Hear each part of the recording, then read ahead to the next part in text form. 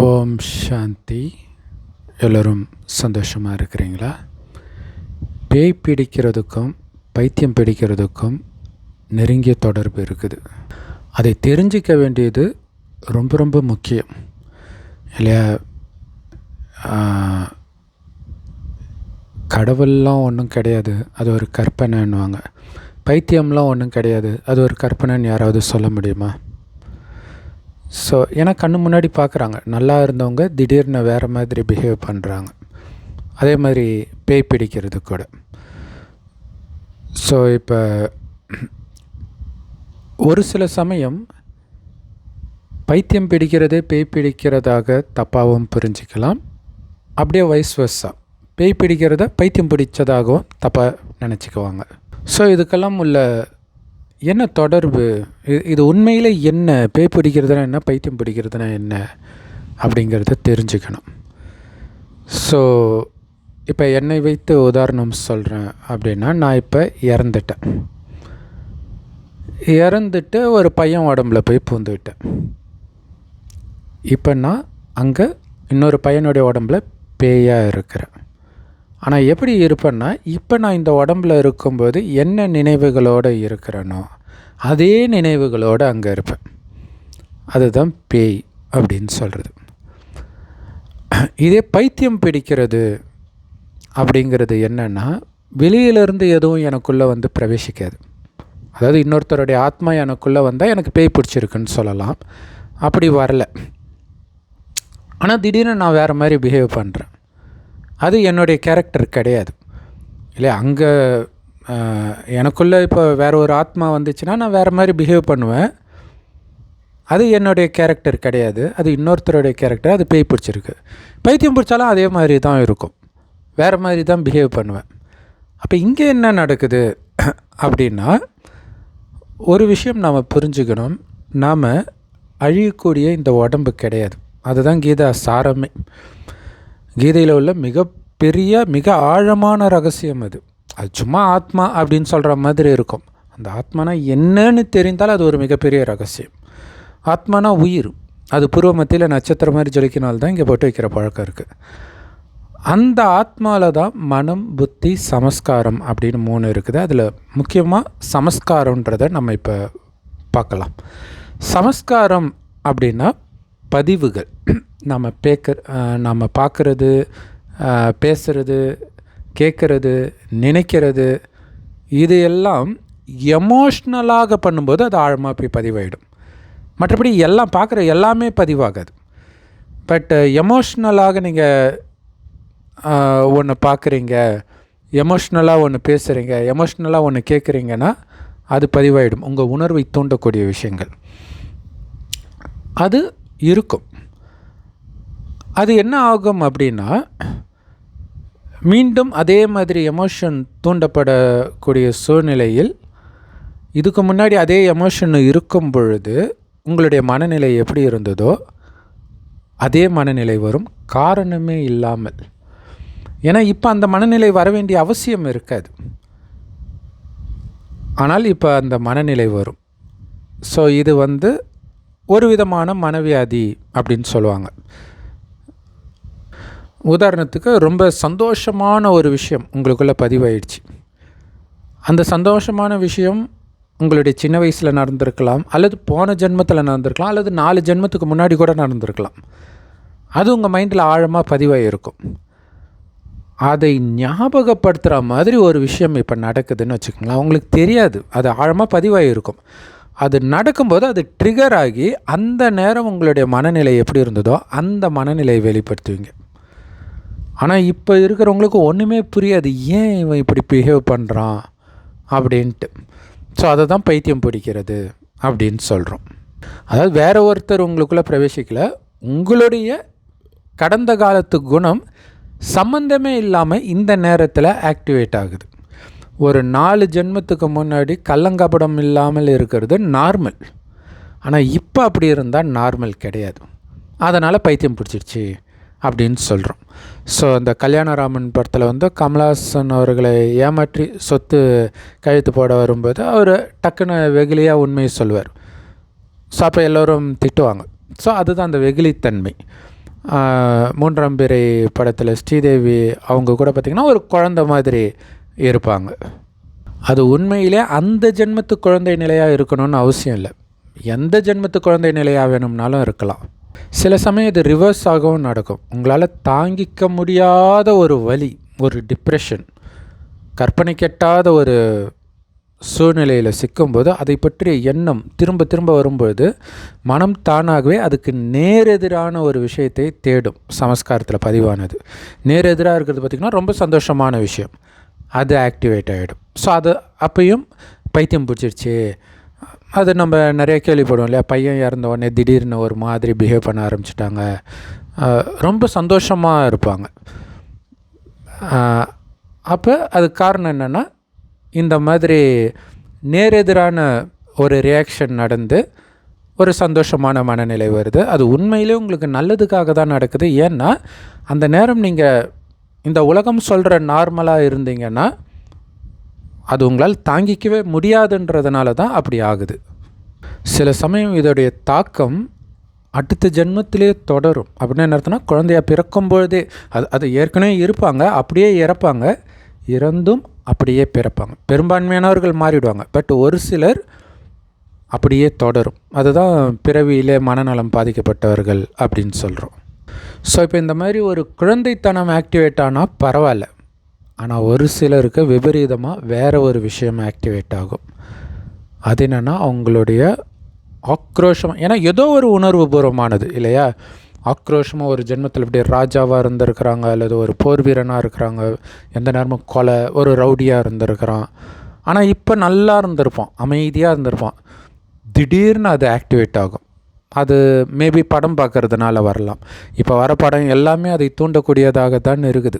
உங்களுக்கு தெரியாது என்னென்ன பண்ணியிருக்கிறீங்க முன் ஜென்மங்கள்ன்ட்டு. ஸோ படம் பார்க்குறது உங்களுக்கு நீங்களே சூனியம் வச்சுக்கிறது தான். திரும்ப திரும்ப அந்த பாட்டு, மிருகத்தனமான பாட்டை கேட்குறீங்க, காமத்தை தூண்டக்கூடிய பாட்டு கேட்குறீங்கன்னு போது உள்ளுக்குள்ளே அது ஆக்சுவலாக உள்ளுக்குள்ளே நாம் அதிகபட்சமாக 84 பிறவி எடுக்கிறோம். இது 5000 வருட காலச்சக்கரம். இதில் முதல் பாதி சொர்க்கம், அங்கே எந்த கெட்ட குணமும் இருக்காது, அதை பற்றி கவலைப்பட தேவை. அடுத்த 2500 வருடத்தில் தான் காமம், கோபம், பற்று, பேராசை, அகங்காரம் போன்ற நிறைய காரியங்கள் செய்வோம். சொர்க்கத்தில் 21 ஜென்மம் தான், ஏன்னா ஆயுள் அதிகம், 150 வருடம். இங்கே ஆயுள் குறைஞ்சிட்டே வர்றதுனால ஜென்மம் அதிகமாக இருக்கும், 63 ஜென்மங்கள். அப்போ ஒவ்வொரு மனிதனுக்குள்ளேயும் 63 பேய் இருக்குதுன்னு புரிஞ்சுக்கலாம். இறந்தவங்க உள்ளே வந்தால் பேய் தானே. அப்போ முன் ஜென்மத்தில் நீங்கள் இறந்த குணம் உங்களுக்குள்ளே இருக்குது, வெளியிலிருந்து வரல, உங்களுடைய குணம் தான். ஆனால் இறப்பதற்கு முன்பு இருந்த குணம், அதற்கு முன்பு இறப்பதற்கு முன் இருந்த குணம், இப்படி 63 மனுஷன் ஒவ்வொருத்தருக்குள்ளேயும் இருக்கிறான். ஸோ 63 ஜென்மமாகவுமே நான் நல்லவனாகவே இருந்தேன்னு ஒருத்தம் கூட இருக்க வாய்ப்பே கிடையாது. ஸோ என்ன, ஆரம்பத்தில் இது நரகமாக ஆகும்போது நல்லவனாக இருப்போம், ஸ்லைட்டாக கெட்ட குணம் வரும். அடுத்தடுத்த ஜென்மத்தில் பார்த்திங்கன்னா கெட்ட குணத்துடைய எண்ணிக்கை அதிகமாகும், நல்ல குணத்துடைய எண்ணிக்கை ரொம்ப ரொம்ப ரொம்ப குறைஞ்சி சுத்தமாக இல்லாத ஒரு நிலை வர்ற நேரத்தில் தான் கடவுள் வரார். கடைசி 100 வருடம், கலியுகம் அழியிறதுக்கு 100 வருடம் முன்பு. ஸோ இதோடைய நினைவு தான் சிவன்னு நாம் சொல்கிறோம் இல்லையா, அது சிவன் கிடையாது. அந்த பிறை நிலவு தலையில் வச்சுருப்பார், அது சிவன் கிடையாது, அது ஆக்சுவலாக சங்கர். லிங்க ரூபம் தான் கரெக்டாக சிவனுடைய ரூபம். அப்போ அந்த சங்கர் அப்படிங்கிறது நாம தான். அதாவது நம்முடைய அந்த நல்ல குணம் ஃபுல்லாக தேயிற நேரம், அல்லது ஆத்மாவுடைய பவர் ஃபுல்லாக குறையிற நேரத்தில் இறைவன் வருகிறார், அந்த ஞானத்தை கொடுக்கிறார். அது ஒரு விதத்தில் ஒரு அமாவாசை மாதிரி. ஏன்னா அமாவாசை எப்போ பார்த்திங்கன்னா ஸ்லைட்டாக ஒரு பிறை இருக்கும், ஒரு கோடு தெரியும், அதுதான் அது. அப்போ அப்படி அதனால்தான் அமாவாசை அப்போ அம்மன் கோயிலெல்லாம் திருவிழா. இப்போ இறைவன் நமக்கு இந்த ரகசியத்தை சொல்கிறார். சொர்க்கத்தில் 100% நல்லவர்களாக இருந்தீங்க, குறிப்பாக ஆரம்பத்தில். அந்த மாதிரி நீங்கள் இப்போ ஆகணும். அதுக்கு எதனால் இப்படி அமாவாசை மாதிரி தேஞ்சி போனீங்கன்றதை தெரிஞ்சுக்கணுன்றார்.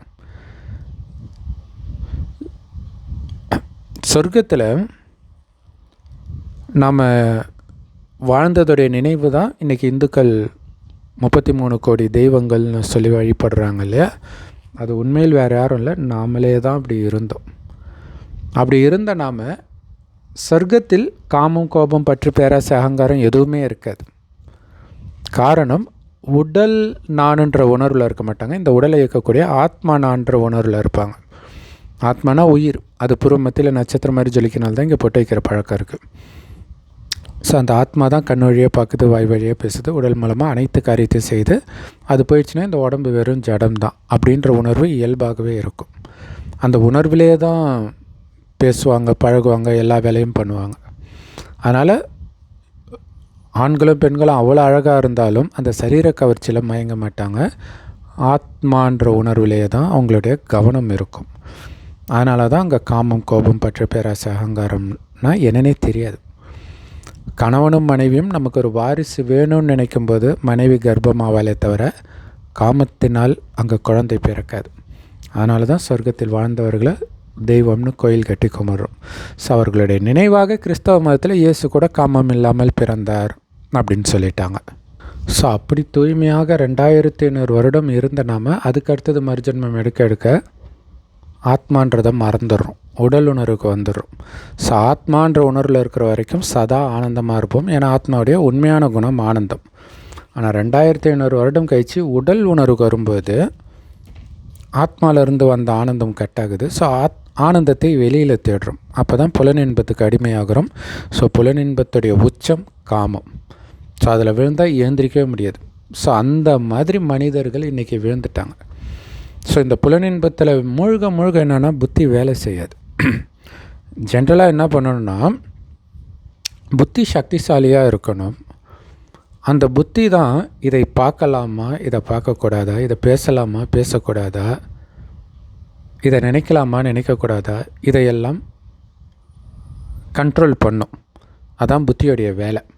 ஆத்மாவே கண்ணுக்கு தெரியாத நுட்பமான ஒளிப்புள்ளி, அதுக்குள்ளே சூக்ஷ்மமாக இந்த 3 சக்தி இருக்குது, மனம், புத்தி, சமஸ்காரம்ன்ட்டு. ஸோ அப்போ புத்தி எதையெல்லாம் அனுமதிக்குதோ அது உள்ளே போயிடும் சமஸ்காரமாக. அதிலிருந்து தான் எண்ணங்கள் வரும். அதான் மனசுடைய வேலை. சமஸ்காரத்துலேருந்து எண்ணங்களை உருவாக்குறது தான் மனசுடைய வேலை. அப்போ அந்த மனம் புத்தியோடைய கண்ட்ரோலில் இருக்கும் சொர்க்கத்தில், அது இஷ்டத்துக்கு இயங்காது. ஆனால் நரகத்தில் வர வர புலனின்பத்துக்கு அடிமையாக என்ன ஆகும்னா புத்தி பலகீனமாகிட்டே இருக்கும். அப்போ என்ன ஆகும், மனம் புத்தி கண்ட்ரோலை மீறி அதுவாக எண்ணங்களை உருவாக்கும். ஒரு விதத்தில் பைத்தியன்றது அதுதான் இல்லையா. புத்தி கண்ட்ரோல் கிடையாது. திடீர்னு எல்லோரும் இருப்பாங்க, ட்ரெஸ் இல்லாமலே போயிட்டு இருப்பாங்க. அவங்களுக்கு தெரியாது நம்ம இவ்வளோ பெருசாக இருக்கிறோம், ட்ரெஸ் இல்லாமல் போகக்கூடாது, மற்றவங்க பார்த்தா என்ன நினைப்பாங்க, இந்த மாதிரி எண்ணங்கள்லாம் அவங்களுக்கு இருக்கவே இருக்காது. புத்தி ஃபுல்லாக கட் ஆகிடும். ஸோ புத்தி சுவாதீனம் உள்ள பெண்களுக்கே நிறைய பாலியல் குற்றம் நடக்குதுன்னும்போது புத்தி கட்டாயி மனநலம் பாதிக்கப்பட்டு ரோட்டில் நிர்வாணமாக ஒரு பெண் அலைந்தால் அந்த பெண்ணுடைய நிலைமை என்ன ஆகும் யோசிச்சு பாருங்கள். ஸோ இது எல்லாமே நம்ம ஒவ்வொரு ஜென்மத்தில் செய்த பாவத்தின் பலனாக கிடைக்கும். ஸோ ஒரு ஜென்மத்தில் நமக்கு பெரிய ராஜாவாக இருந்திருக்கலாம், பணக்காரனாக இருந்திருக்கலாம், நிறைய பெண்களோட தவறான தொடர்பு, அவங்க அனுமதியோடு இருந்தாலும் அது பாவம்தான். நம்ம மனிதர்கள் நமக்கு ஏற்ற சத்தத்தை வச்சுக்கிறோம். கன்சென்ட் இருந்தால் தப்பு இல்லை அப்படின்ட்டு. காமத்தில் விழுந்தாலே, மனைவியோட காமத்தில் விழுந்தாலே பாவம்தான். ஸோ எந்த அளவுக்கு காமத்தில் விழுறீங்களோ அதற்கேற்ப பாவம் அதிகமாக உங்களுடைய ஆத்மாவில் சேர்றதுக்கான ஈஸியான வழி காமத்தில் விழுறது தான். காமம் சம்மந்தப்பட்ட எதை பண்ணாலும், அது எண்ணத்தினால் பண்ணாலும் சரி, வார்த்தையினால், பார்வையினால், உடல்னால், எப்படி பண்ணாலும் அது பாவமே. ஸோ அந்த பாவம் அதிகரிக்க அதற்கான தண்டனை திடீர்னு இந்த மாதிரி மனநலம் பாதிக்கப்படும்போது மாட்டிக்குவோம். ஸோ இது ஒரு பக்கம். இன்னொரு பக்கம் இந்த மோசமான கெட்ட வார்த்தை பேசுகிறது, இது ஃபுல்லாகவே அந்த காமத்தில் விழ அது சார்ந்த இடத்துல தான் நீங்கள் போய் பிறப்பீங்க. ஸோ அந்த மாதிரி இடத்துல இயல்பாகவே ரொம்ப கெட்ட வார்த்தையெல்லாம் பேசிட்டு தான் இருப்பாங்க. ஸோ அது உங்களுடைய குணமாக மாறும். அதுலேயும் நீங்கள் நிறைய பாவம் செய்யும் பொழுது, ஒரு மனிதன் பாவமும் செய்வான், புண்ணியமும் செய்வான் இல்லையா. ஸோ அந்த புண்ணியத்துடைய கணக்கு எப்போ தீரும்னு தெரியாது, பாவத்துடைய கணக்கு ஆக்டிவேட் ஆகிடும்.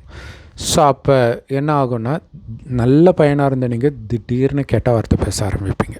இப்போ நல்ல பையனாக இருந்த நீங்கள் திடீர்னு பைத்தியமாகி ஒரு குழந்த மாதிரி பிஹேவ் பண்ணால் அவன் நல்ல பையன் பண்ணிட்டு பார்த்துக்கணுன்னு தோணும்.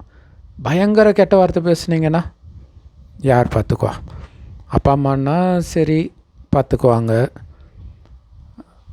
மற்ற உறவுகள் டவுட்டு தான் இல்லையா? கணவன் மனைவி அவங்க கொஞ்சம் கருணையினால் பார்த்துக்கலாம்.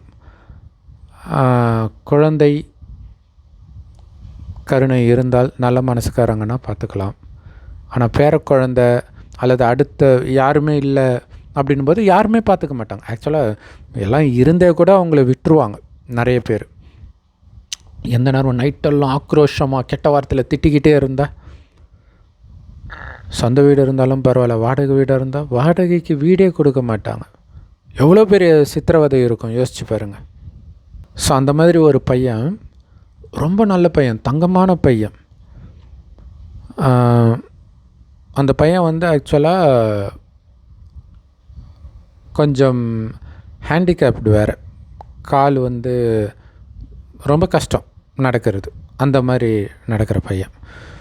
ஸோ அந்த பையனுக்கு வந்து நல்லா படிப்பான், பாலிடெக்னிக் இதெல்லாம் படிச்சிருக்கிறான். திடீர்னு ஒரு நாள் இந்த மாதிரி என்ன ஆச்சு அப்படின்னா, திடீர்னு ஹவுஸ் ஓனர்கிட்ட போய், வாடகை வீட்டில் இருக்கிறாங்க, ஹவுஸ் ஓனர்கிட்ட போய் எங்கள் அம்மாவும் எங்கள் அக்காவும் தற்கொலை பண்ணிக்கிட்டாங்க அப்படின்னு அவங்க பதறி அடித்து ஓடிடுறாங்க. வந்து பார்த்தா அவங்க பாட்டுக்கு கம்முன்னு இருக்கிறாங்க. இன்னும் உங்கள் பையன் இப்படி சொல்கிறான் அப்படின்ட்டு. அப்போ தான் அவங்களுக்கே தெரியுது அவனுக்கு அப்படி ஆச்சு அப்படின்ட்டு. அப்படியே அமைதியாகவே இருப்பான். அவன் வந்து திடீர்னு பயங்கர கெட்ட வார்த்தை பேசுவான், அப்புறம் அமைதியாகவே இருப்பான். எல்லார்கிட்டேயும் அவங்க அம்மாவை பற்றியே தப்பாக பேசுவான். அவங்க அம்மா ஒரு கள்ளத்தொடர்பில் இருக்கிறாங்க, அவங்க ஆக்சுவலாக ஹஸ்பண்ட் இல்லாமல் பிரிஞ்சு வேறு இருக்கிறாங்க. ஸோ அந்த நேரத்தில் இப்படி சொன்னால் நம்ம வேறு செய்வாங்க இல்லையா? ஸோ இப்படியே அவன் பண்ணிக்கிட்டு இருக்கிறான். ஸோ அம்மா கூட யாராவது ஆஃபீஸில் ஒர்க் பண்ணுறவங்க பேசினா கூட பயங்கர கெட்ட வார்த்தையில் பயங்கரம் பேசி அடிக்கவே செய்வான். ஸோ ஹாஸ்பிட்டல்லே அது நடந்துச்சு. ஹாஸ்பிட்டல்லே எடுத்து வந்து சேர்த்துருக்குறாங்க. ஹாஸ்பிட்டல்லே யாராவது பேசுனாங்கன்னா போட்டு பளிர்னு அடிக்க ஆரம்பிக்கிறான், மனநல ஆஸ்பத்திரியிலே. ஸோ அது ஏன்னா அந்த பையன் காதுபட ஒருத்தர், அவரே மனநல பாதிக்கப்பட்டார், அவர் வந்து பெண்கள்கிட்ட மட்டும் பேசின்னு இருக்கிறாரு அப்படின்னது இவன் மைண்டுக்குள்ளே பயங்கரமாக ஓடுது. ஏன்னா இவனுக்குள்ளே ஏற்கனவே இந்த மாதிரி எண்ணம் இருக்குது, இதை சொன்னோடனே பயங்கரமாக போட்டு அடிக்கிறான். ஸோ இந்த மாதிரிலாம் இருக்கும்போது சரி, அந்த பையன் அதுக்கு முன்னாடி நல்லா இருந்தான், அம்மா பார்த்தாங்க, இருந்தாலும் அவங்க அம்மா பார்த்துக்கிறாங்க. இல்லாட்டினா அந்த உறவு இல்லை, அப்பா அம்மாவை இறந்துட்டாங்க, இப்போ சித்தி வளர்க்குறாங்க, வேறு யாராவது வளர்க்குறாங்க, அந்த நேரம் இப்படி பண்ணால் பார்த்துக்குவாங்களா? யோசிச்சு பாருங்கள். ஸோ இதெல்லாம் ஏன் சொல்கிறேன் அப்படின்னா, நமக்கு பணம் இருக்கும்போது, உடம்பில் ஆரோக்கியம் இருக்கும்போது, திமிரில் ஆடுறது எல்லாம் உள்ளேயே பதிவாகுது. நமக்கு எதிராக அதுவே திரும்பும் எப்போ வேணும்னாலும். இதுதான் பைபிளில் உன் வாயே உனக்கு எதிராக சாட்சி சொல்லும் அப்படின்னு சொல்லப்பட்டிருக்கும். ஆக்சுவலாக ஒன்று சொல்லுவாங்க, ஒரு போலீஸ்காரர் சொன்னார், கொலை பண்ணுறவங்க 24 மணி நேரத்துக்குள்ளே யாருக்கிட்டையாவது சொல்லிவிடுவாங்க கொலை பண்ணுறான்ட்டு அப்படின்னு. ஸோ அதை வச்சு தான் கண்டே பிடிக்கிறாங்க. அவங்களால சொல்லாமல் இருக்க முடியாது. ஏன்னா அந்த தப்பு பண்ண பிறகு நம்ம மைண்டுக்குள்ளே இப்படியெல்லாம் செயல்படும் நமக்கே தெரியாது, அதில் தான் மாட்டிக்குவாங்க. சரி, அதேமாரி பாலியல் குற்றங்கள், இல்லை நான் இந்த பொண்ணு கூட இருந்தேன், அப்போ அந்த பொண்ணு கூட இருந்தேன்ட்டு ஒரு பொண்ணுக்கிட்ட சொல்லிகிட்டு இருந்தால், அந்த பொண்ணு திடீர்னு ஒரு நாள் இவனுக்கு எதிராக திரும்பி எல்லாத்தையும் சொல்லும். மொத்தத்தில் நீங்கள் பாவம் செய்கிறது எங்கேயாவது ரெக்கார்ட் ஆகிட்டே இருக்கும். அப்படியே நீங்கள் பண்ணாட்டினாலும் உங்களுக்குள்ளே கன்ஃபார்மாக ரெக்கார்ட் ஆகுது. அது எந்த நேரம் வெளிப்படுன்னே தெரியாது. ரொம்ப எச்சரிக்கையாக இருக்கணும். அதே மாதிரி மற்றவர்கள் பேயாக வர்றது இருக்குது இல்லையா, அது யாரோடலாம் சேர்ந்து நீங்கள் பாவம் பண்ணீங்களோ அவங்களுக்கும் உங்களுக்கும் கணக்கு இருக்குது இல்லையா, அது உங்களை துரத்தும், அது உங்களுக்குள்ளே பிரவேசிக்கும். ஸோ இப்போ இதிலேருந்து, அதாவது எனக்கும் பைத்தியம் ஆகக்கூடாது, மற்ற ஆத்மாவும் எனக்குள்ளே வரக்கூடாது அப்படின்னா அதுக்கான வழி தான் இறைவன் சொல்கிறார். ஏன்னா இதுதான் இப்போ சேஃப்டி. உலகம் அழிகிறதுக்கு 100 வருடம் முன்பு இறைவன் வரார், வந்தே 90 வருஷம் ஆயிடுச்சு. இன்னும் கொஞ்சம் வருஷம்தான் இருக்குது. எல்லாம் பைத்தியமாக அலையிற அதாவது ஆதாம் ஏவாள் ட்ரெஸ் இல்லாமல் அலைஞ்சாங்க அப்படிலாம் கிடையாது. சொர்க்கத்துலலாம் அப்படி கிடையாது ஆரம்பத்தில். ஆனால் இறுதியில் அது நடக்கலாம், வாய்ப்பு இருக்குது. இந்த மாதிரி ஏற்கனவே எல்லாருடைய ட்ரெஸ்ஸும் அப்படி இருக்குது. இது இல்லாமல் மனநலம் பாதிக்கப்படும் பொழுது இன்னும் கொடூரமாக நடக்கும். ஸோ அதிலெல்லாம் நீங்கள் சிக்காமல் பாதுகாப்பாக இருக்கணும். நம்ம எல்லோரும் பாவம் செஞ்சுட்டு தான் வந்திருக்கிறோம், அதில் டவுட்டே வேண்டாம். இந்த ஜென்மத்திலே நிறையா பண்ணியிருப்போம். இந்த ஜென்மத்தில் செய்கிற பாவம் அட்லீஸ்ட் மனதுக்குள்ளே அந்த எண்ணங்கள் வருதுனாலே, அந்த மாதிரி வேலையை பண்ணதுனால தான் அந்த மாதிரி எண்ணம் வருது. பல ஜென்மமாக பண்ணியிருக்கிறோம். ஸோ அதற்கான தண்டனையெல்லாம் வருவதற்கு காத்துக்கிட்டு இருக்கும். அதிலிருந்து காப்பாற்றுறதுக்கு தான் கடவுள் வரார். ஸோ எப்படி தப்பிக்கிறதுனா, இறைவன் சொல்கிறார், உடல்ன்ற உணர்வில் தான் நீங்கள் பாவம் செஞ்சீங்க. உடல்ன்ற உணர்வை தூண்டி தான் அதற்கான தண்டனையும் கிடைக்கும். இப்போ நான் உடம்பு கிடையாது, ஆத்மான்ற உணர்வில் நிலைச்சிடுங்க. ஆத்மாவின் தந்தை சிவபரமாத்மாவை சதா நினைவு பண்ணிக்கிட்டே இருங்கன்றார். இதுதான் இந்த மார்கண்டேயன் கதையில் இறக்கும் பொழுது சிவலிங்கத்தை கெட்டிமாக கட்டி பிடிச்சிக்கிட்டான் யமன்கிட்டேருந்து தப்பிக்கிறதுக்கு அப்படின்னு சொல்கிறாங்களே. இங்கே யமன்கிட்ட தப்பிக்கிற விஷயம் கிடையாது. எல்லாருமே ஒரு டைமில் இறந்து தான் ஆகணும். நம்முடைய பாவத்துக்கிட்ட இருந்து தப்பிக்கிறது. அப்போ இறைவன் நினைவில் எப்படி இருக்குன்னா, இறைவனை தவிர வேறு எதுவுமே ஞாபகம் இல்லாத அளவுக்கு அவருடைய நினைவில் இருக்கணும். ஏன்னா எப்படியும் உலகம் அழிய போகுது. அப்போ இங்கே இருக்கிற மற்ற விஷயங்களை நினைக்க நினைக்க தான் அதன் மீது பற்று வரும். ஸோ அந்த பற்று வரும்போது தான் அவங்களுக்கு ஏதாவது ஒன்று ஆச்சுன்னா அதுக்காக கொலை பண்ண போகிறது, இந்த மாதிரிலாம் நீங்கள் செயல்பட ஆரம்பிப்பீங்க. ஸோ பற்றே வேண்டாம். ஏன்னா எல்லாருடைய பாவத்துக்கான தண்டனை கிடைத்தே தீரும். நம்ம பாவத்துக்கான தண்டனையிலிருந்தே நம்மளால் தப்பிக்க முடியல, நாம் எப்படி மற்றவங்கள காப்பாற்ற முடியும்? ஸோ நம்ம பாவத்திலிருந்து தப்பிக்கிறதுக்கு ஒரு சிவபரமாத்மாவை செவ்வானத்தில் நட்சத்திரம் மாதிரி சதா நினைவு பண்ணிக்கிட்டே இருக்கணும். உங்களை ஆத்மான்னு உணர்ந்து நினைக்கணும். யாரை பார்த்தாலும் புருவ மத்தியில் அந்த ஆத்மாவை மட்டும்தான் பார்க்கணுமே தவிர அதுக்கு மேலே வேறு எங்கேயுமே உங்கள் கவனம் போக வேண்டாம். ஆனால் எடுத்தவொடனே இது வராது தான், ப்ராக்டிஸ் பண்ணிக்கிட்டே இருக்கணும். இப்படியெல்லாம் நடக்கும்ன்றது உங்களுக்கு எச்சரிக்கை கொடுத்து கொடுத்து உங்களை நீங்கள் சரிப்படுத்திக்கணும். அதுமாதிரி உலகம் அழியும் போது நாமளும் பேய அலையக்கூடாது, மற்றவர்களும் நமக்குள்ளே வந்துடக்கூடாது, நாம் பேய அலையக்கூடாது. அது இன்னும் கொடூரமாக இருக்கும். ஸோ இறைவனுடைய நினைவு, சொர்க்கத்துக்கு நாம் போகணும். சொர்க்கத்தில் லக்ஷ்மி நாராயணனுடைய ராஜ்யம் இருக்கும். அதனால தான் சொர்க்கவாசல் திருப்பிழா பெருமாள் கோயிலில் கொண்டாடுறாங்க. ஸோ அப்படின்னு நாம் கூட ஆக முடியும். அதுக்கு பண்ண வேண்டியதெல்லாம் உடல் உணர்வே மறக்கணும். மறந்துட்டிங்களான்னு செக் பண்ணுறதுக்கு தான் காமத்தை தூண்டக்கூடிய விஷயம், கோபம், பற்று, பேராசை, அகங்காரத்தை தூண்டக்கூடிய விஷயம் நடந்துக்கிட்டே இருக்கும் நம்மை சுற்றி. இன்டர்நெட் மூலமாக, நிஜத்தில், எல்லாத்துலேயும் நான் வெறும் ஒலி. என்னுடைய தந்தை சிவ பரமாத்மாவும் ஒரு ஒலி. அவரை நினைத்து நினைத்து உடல்ற உணர்வையே முற்றிலும் நான் எரிச்சிட்டு இருக்கிறேன் அப்படிங்கிறது. எந்த காரியம் பண்ணாலும் உங்கள் மனம் இதை பயிற்சி பண்ணிக்கிட்டே இருக்கணும். இதோடைய நினைவு தான் பக்தி மார்க்கத்தில் ஓம் ஓம் ஓம்னு சொல்கிறது, ஓம் நம சிவாயை எழுதுறது. ஓம்னா ஒன்றும் இல்லை, நான் ஆத்மான்னு அர்த்தம். ஓம் நம சிவாயனா என்னுடைய தந்தை சிவனை நமஸ்கரிக்கிறேன். இங்கே நமஸ்கரிக்கிறது, வணங்குறது பக்தி மார்க்கம். என்னன்னே தெரியாமல் வணங்குறது. இங்கே இறைவனை நினைக்கிறோம். நினைத்து நினைத்து அவரை மாதிரியே நம்ம தூய்மையாகிறோம். அப்படி நீங்கள் தூய்மை ஆக ஆக இந்த உடலை விட்டு பிரியும்போது டக்குன்னு மேலே போயிடுவீங்க. வேறு எந்த நினைவும் இல்லாதனால இங்கே பேயாகவும் அலைய மாட்டீங்க, மீண்டும் பிறக்கவும் மாட்டீங்க. கலியுகத்தின் விஷயத்தை நினைக்கும்போது தான் இங்கே நீங்கள் பிறப்பீங்க. ஸோ இங்கேருந்து காப்பாற்றுறதுக்கு தான் இறைவன் சொல்கிறார், இங்கே இருக்கிற எதையுமே நினைக்காதீங்க. ஏன்னா ஆல்ரெடி உலகம் ரொம்ப மோசமாக இருக்கிறத பார்க்குறோம், இன்னும் மோசமாக போகுது.